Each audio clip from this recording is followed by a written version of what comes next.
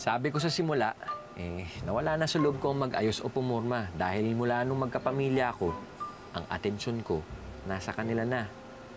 Pero parang medyo mali yata yun eh.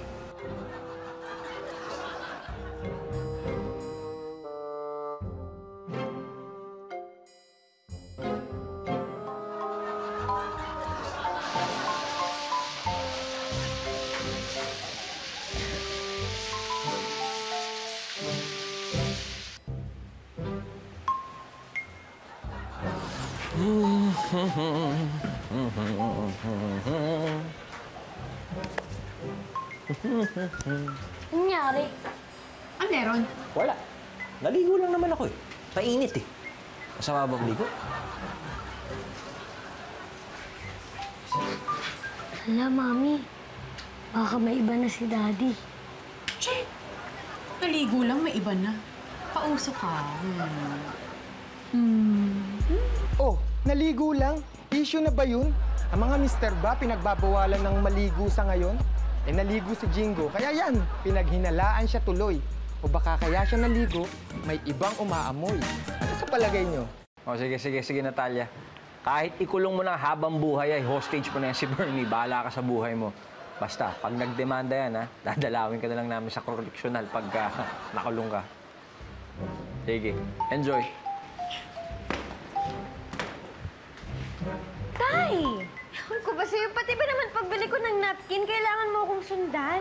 Siguro ko lang. Baka makipagkita ka dun sa Ethan na yon. Ewan ko po sa inyo.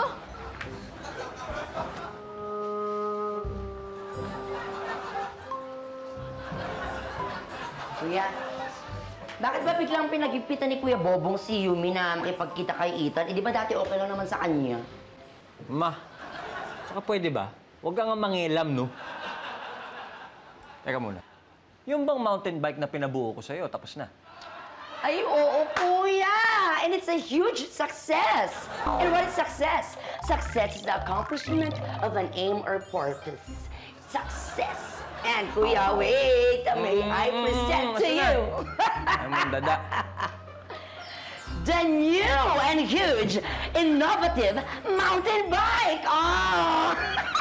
Mountain bike, eh. Oh, ayan, Kuya, oh.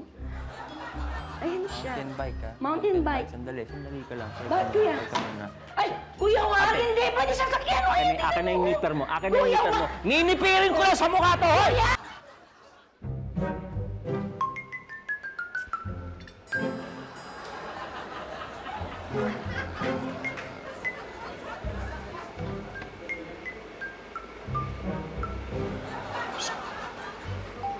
Ginagawa mo dyan? So, tama nga yung sinabi ni PJ. Nagpa-pedicure ka nga. Bakit mo naman naisipang magpa-pedicure? May nakapartsing kasi dun sa pinupunta ko kanina eh. Ang dumi raw ng kuko ko. Na-conscious ako. Sino naman yung pumansin? Wala. Bago kong kakilala ng supplier.